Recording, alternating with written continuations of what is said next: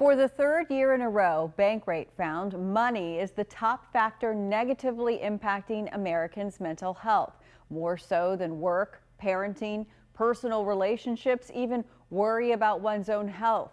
Sarah Foster with Bankrate says more Americans are also concerned about inflation and rising prices this year than they were last. She says this is why we all need a break glass in case of emergency plan.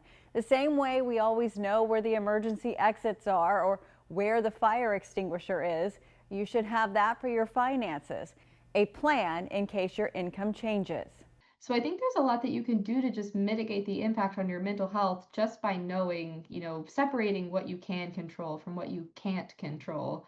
And if you form those guardrails and know the steps you'd need to take and what you would be able to rely on if you were to face an income disruption or unexpected expense, I think that does take some of the edge off of worrying about these recession fears and these tariffs. And she says you can control your own finances. You can work to increase your emergency fund now. She says don't fall for panic buying. It's kind of the idea that if we spend more money, then we save more money. If you're one of the near 2 in 5 Americans who say that they'd be able to afford a $1,000 emergency expense, I think maybe that's the time when you can kind of look at some of these speeding up these big ticket purchases. But we know that so many Americans don't have that cash buffer stashed away. Foster says we have long seen money and mental health are intertwined and impact our financial behaviors. She says Americans who are worried about money are more likely to pay a bill late or not put money in an emergency fund.